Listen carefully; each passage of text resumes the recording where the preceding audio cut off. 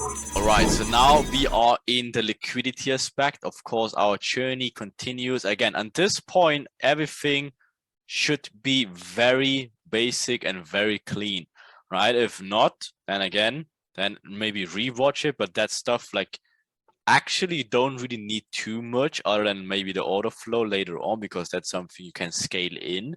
But again, we showed a lot about structure. Again, we showed you how we use structure in terms of if we have some sorts of points of interest for our scenarios, if it's an inducement or a higher time for mitigation. But everything else before that should be very, very clean. Okay. So now let's into obviously one of the most important aspects about overall trading. And that is, of course, liquidity. We covered it before, if you remember the fishies and everything, of course, so we will not spend too much time again in covering these different liquidity aspects, but again, just maybe a little refresher of what's going on.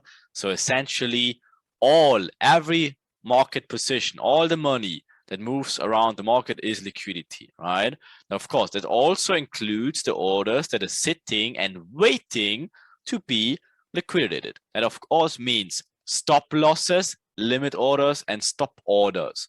And of course, not even orders that are currently running, but also orders that are waiting, even stop losses. Again, some other person stop loss might be some other stop order for another guy, right? And of course, therefore, stop losses are also seen as huge liquidity. Of course, probably the most biggest form of liquidity is stop losses by itself. And of course, its overall strategies. People and AIs, machineries, everything we covered that before, they need reasons. Everyone needs a reason to take a trade or to place a stop. Without that reason, there's no order, there's no some person clicking the button. And of course, we covered it multiple times. Structure and smart money is one of those reasons to give to people in order to actually put the hard-earned money into the markets, right? So how does it look like? The liquidity, of course, is the L in liquidity inducement theorem. And of course, to understand an inducement, you need to understand the liquidity. Of course, we gave you a pretty good explanation with the fishes already, but be aware that this is only making 5% of what we teach as well. But this is probably the most important aspect to understand, right? Because you know the saying, if you can't see the liquidity, then you are the liquidity. And as you can see, this kid, he kind of understands it. He kind of presses the button, be like, yes, lick water, woo. They try so hard to drink it, but you see, it doesn't really work that well. So Ben, pay attention to how liquidity actually works. Because again, if you obviously understand, okay, I have to press this button, but then just because you open your mouth doesn't mean it actually works out as you want it to, right? So be also very aware of course, these basic forms of liquidity we covered, but also the structure and smart money liquidity, right? So again, think about it this way. Every time there is a buy or sell from either people or machines, they are technically matched up with the opposite orders as well, right? So when a stop loss is hit, technically the same thing is the case. So if someone's stop hits, another person gets in. So of course, always is balanced. That's why, again, the market has to be fairly delivered to give equal amounts of positions to everyone, technically, right? And of course, it's only like overall, everything is supply and demand. That's why, of course, also these supply and demand areas get tapped in all the time as well, because that's where the market is consolidating and, of course, balancing everything out and sees where positions are at the markets, right? So the basics of the liquidity inducements, or only the liquidity without inducements yet, are, of course, the easiest ones are trend, probably one of the most effective ones. Then support resistance, okay, obviously everyone knows what that is. Then breakouts, also very, very effective.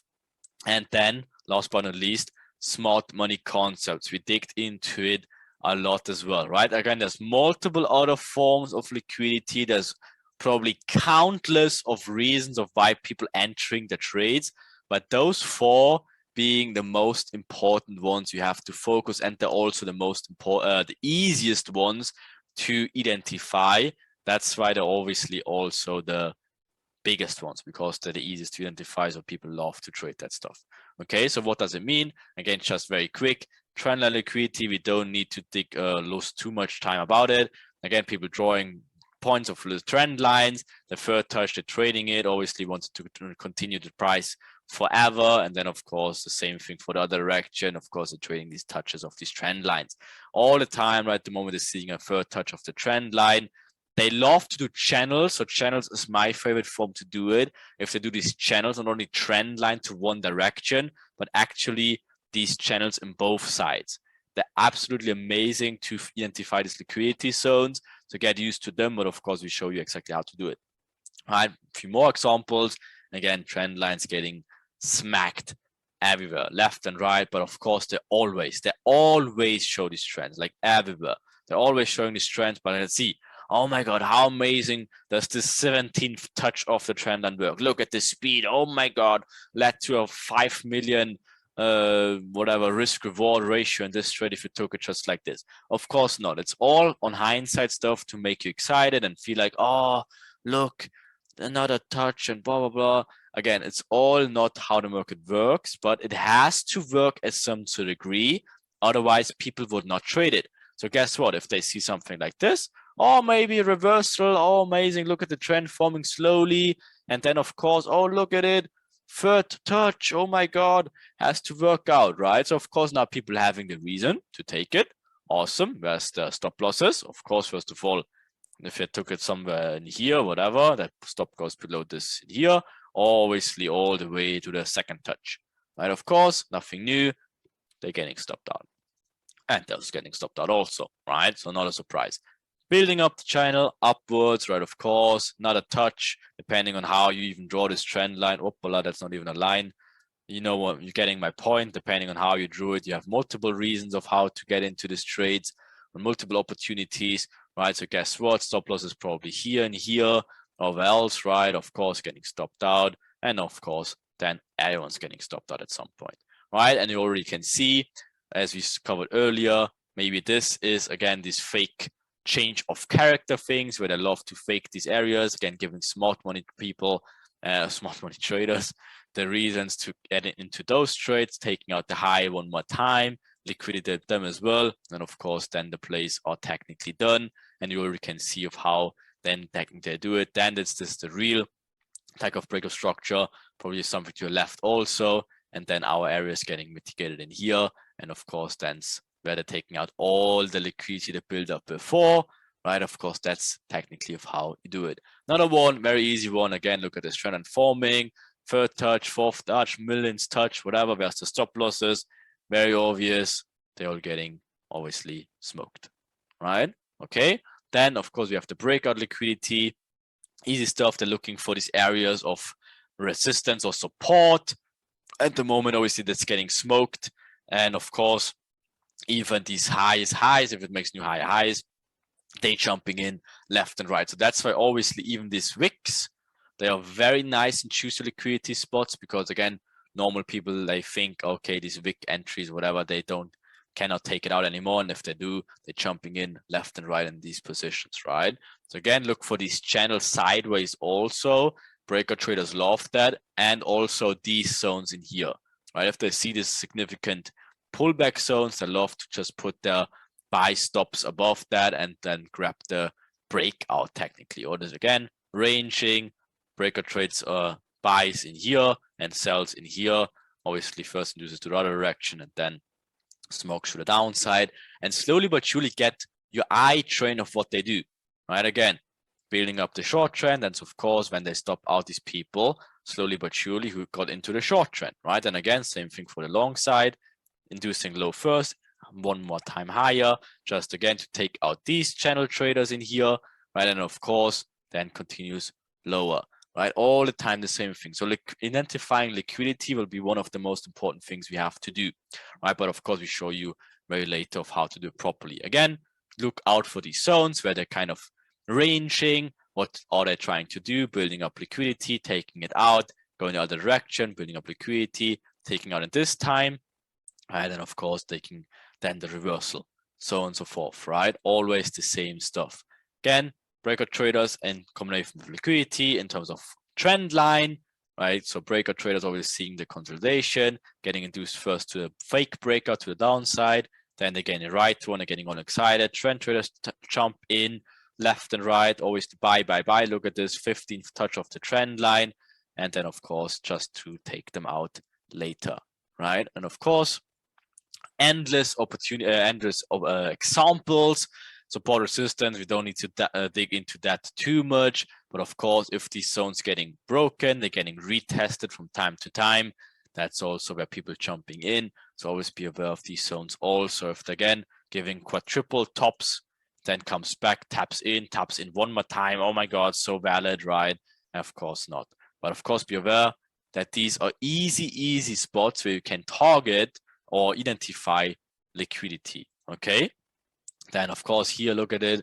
Again, 50 million touches to the downside, breaks it, retest, and wants to continue lower. Of course not, right? Again, before they even do that, again, they're stopping out these people, even the structure points in here, faking again, the structure reversal thing, whatever. Again, they have given you the excuse that it's just a pullback, whatever. Like that's not what it is though.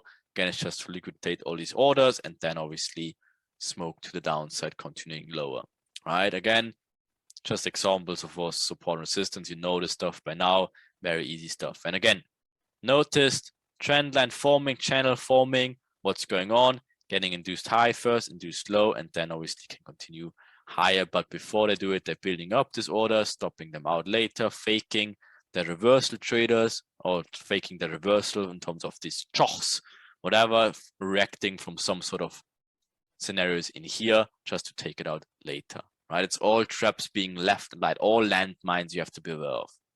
Then, of course, these break and retest stuff, right? And they, of course, they're faking the pullback scenarios or they're faking the reversals, right? Of course, people jumping in, like break, right? Break, retest, break, retest, break, retest, right? And of course, all stop losses in these areas, of course, they're all getting smoked and tubed, okay?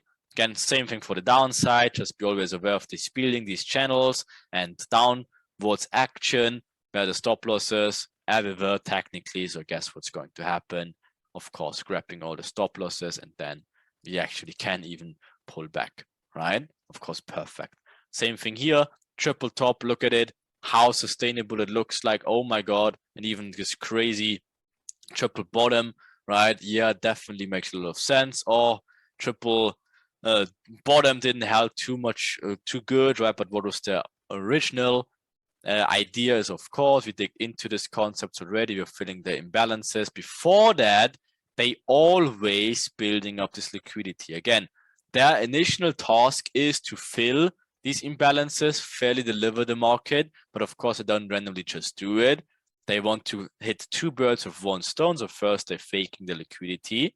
So people jumping in buy, right? And of course, then to take them out, right? The stop loss is obviously below these areas. And then, of course, building the false channel downwards once again, just because they wanted to obviously get mitigation done.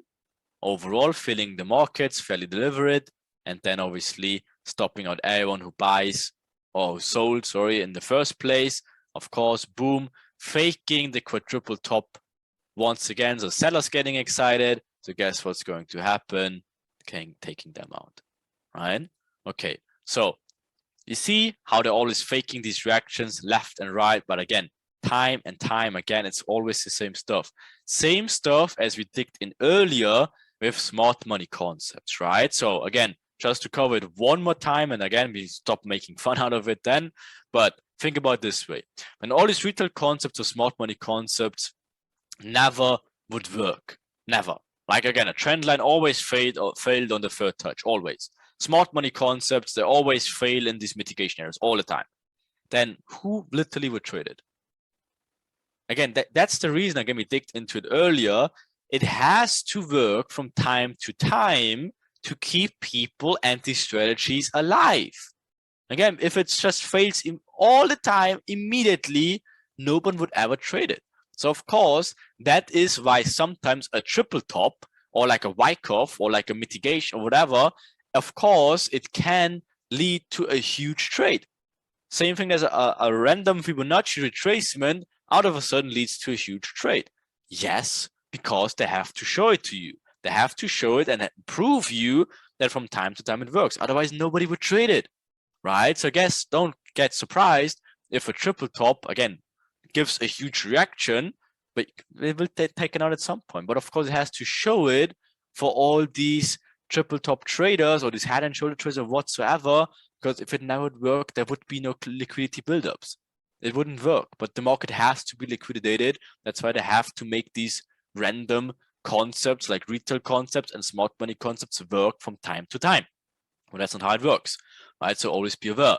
Again, using the smart money concept approaches with these imbalances, the POIs, of course, yes, we can combine it very well also later on, but overall, that's not what's going to work, right? Again, these points of interest after these break of structures, they're getting smoked left and right also, right? But again, smart money traders will not tell you that. Of course, that's why we have to tell you, okay? Again, same thing, break of structure to high side, whatever, takes it out. So whatever, that's in continuation maybe, or now, chocks to the downside, whatever, like it just isn't the case, right? Again, if they want to take continuations, again, they're getting stopped out. If they're looking for the reversals, there you go, right? But again, this is not what they think it is an inducement. It's an inducement high. And of course, now this makes sense in terms of a mitigation. What is this? Liquidity buildup, right? But what is this? This is a smart money trap. Again, they're trading the order flow, getting smoked, right? Again, building up liquidity first, faking, again, the Koch. Again, they want to take it lower. So this becomes, again, a smart money trap in here. The only reason is taking out liquidity, trading away from the inducement, and of course, continue lower, right? And then process building all these traps in between. Okay, so again, we show you exactly how to use it. Another example, again, where they show, again, Kochs in this sense, not even break of structures, but Kochs maybe, right? If this whatever links to the high, making a Koch. So whatever, they think, oh yeah, comes back to the extreme, maybe this one, maybe this one, maybe this one. The reality is they're all getting taken out, right? Okay, so anyways, then again, there's endless opportunities. We will not waste too much time with it again, because we will show you multiple examples of how to use it, and we don't want to confuse you with what not to do. But just be aware, again, these smart money concepts are also highly attacked by obviously the Enigma. Okay, so liquidity is the most important aspect about it all. Again, without liquidity, nothing works. But the good thing is, the moment you identify it, then it becomes very, very clean. You just have to get rid of this other noise, again, smart money concepts, structure, some other forms of retail concept methodologies, and we will show you how to do it later. So last but not least, once again, and then I promise we're done, smart money is not the way you do it. Again, seems very legit, but it's also, of course, has multiple layers to it, and the deeper you cut, the more, unfortunately, or the more layers you peel off of the onion, the more obviously the reality hurts. And yes, it's not good if you dig into it a lot of times and spend a lot of time learning all this content and hearing this from us that this is not the way to go for. You probably have a lot of false belief systems and you want to keep hold on it, and it's very hard obviously to just let go and accept that this is probably not what's going on, right?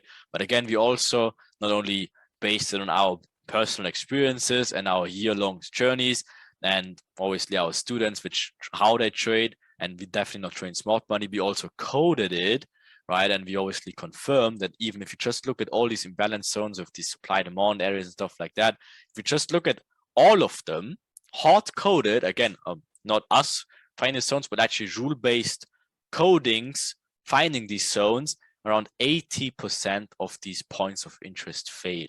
So again, that's why we will not focus on these points of interest. Again, first of all, we had to explain it to you before, right? You're probably thinking like, why the hell did you explain it in the first place then if it doesn't work?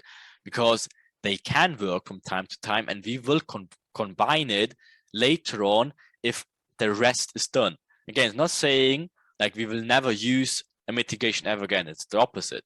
We will use mitigations, but only in places where it's highly confirmed and where it makes sense. On all the other stuff, which nobody will ever tell you, the daily cycles, the cycle variations, the lit cycles, and of course, all the other confirmations we have then. And only then we can pick these points of interest at some point and then make use of it. Okay, so everything step after step, just be aware that overall, just because a point having an imbalance or is a point of interest or some sort of whatever has a break of structure behind it or a choch, that is not of how it works. Again, hard-coded, we coded this stuff like quite a while ago and realized very early that this is not the way to go for, okay? But we obviously show you how to do it. Again, just some more examples of where just getting crushed, but I think you get the point about it by now. So that's why we move away from that. We move away from the smart money approaches and obviously dig into it. One last time, smart money is not bad at all. It's a good start. If you start out there, don't get demotivated. It's exactly, again, of course, you have a long journey in front of you, right? So just remember, everyone was there, right? So we were there. Of course, if you have went there, maybe you rode the bicycle like this guy, like, yeah, that feels good. I get like good trades out of it. That makes sense. But yeah, we have to still change the tire and make it properly work, right? So we will combine obviously everything we showed you earlier and of course making a lot of sense. And again, be aware that everything we showed you by now is a very, very slight percentage of what we will do later on. So let's dig into the hammer a little bit.